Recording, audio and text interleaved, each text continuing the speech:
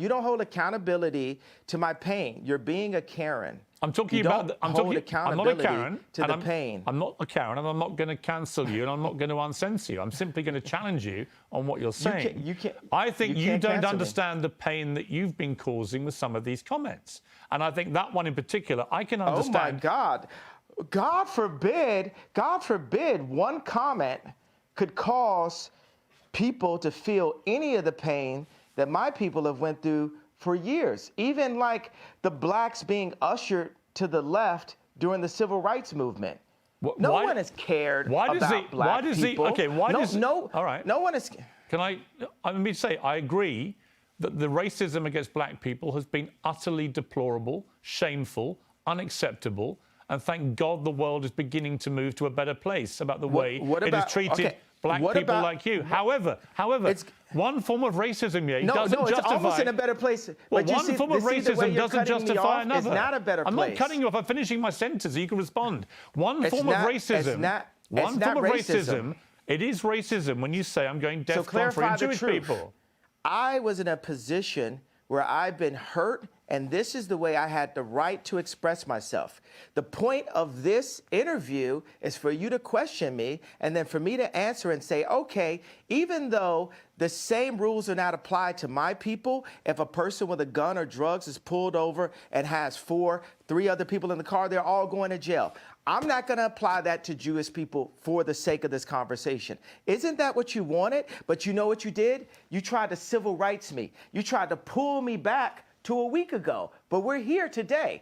There's been plenty of conversations and commentary since that, but you want me to go back to 1960. No. You want me to go back to 7 days ago. All right, let me jump in.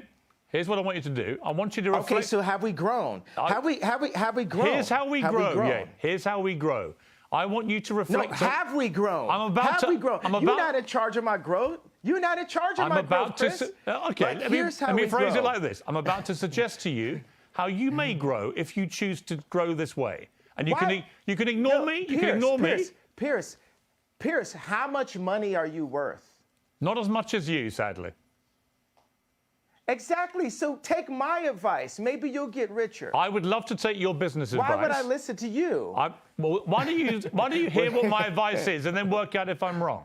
Can we do that deal? Well, the thing is, you haven't given me any credit or a moment of reflection for the comparison that I made, the brilliant, if I do say so myself, comparison that I made to the cops pulling over one black person and locking everyone up. I understand what you're saying. And my tweet having issues. Wait a second, I wasn't done with the sentence. My tweet referring to all Jewish people, I said, for the sake of this conversation, I will refer to the business people who have destroyed me and my people and my fellow creatives. But you didn't even accept that I gave you that. You tried to push me back into 1960. No, I didn't. You tried to push me back into last week. No, I didn't. Okay, do you accept that example that I gave you? I understand completely the example you gave me. I think all racism is wrong. So I feel that we've grown. I would like you to reflect. I feel that we've grown. Do you feel we've grown? If you've now changed what you wanted to say originally, my question for you is, do you now regret saying DEFCON 3 on Jewish people? Are you sorry you said that? No. I think it matters. You should be. Absolutely not.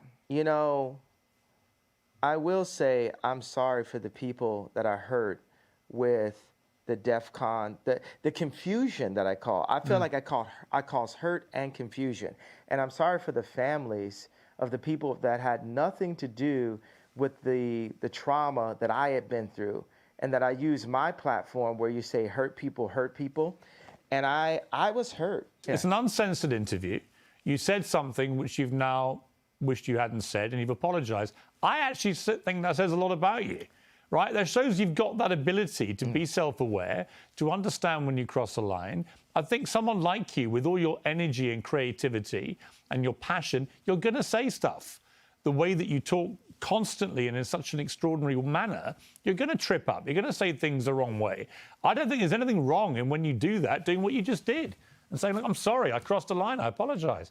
I want to say that it's wrong to hold an apology hostage, and I got to let go of that and free myself of the trauma and say, look, I'm just going to give it all up to God right now and say to those families that are hurt, you know, I really want to give you guys a big hug. And I want to, I say, I'm sorry for hurting you with my comments. And I want to word it in not in like a political way, but in a presidential way, which means what I knew a president to be when I was growing up.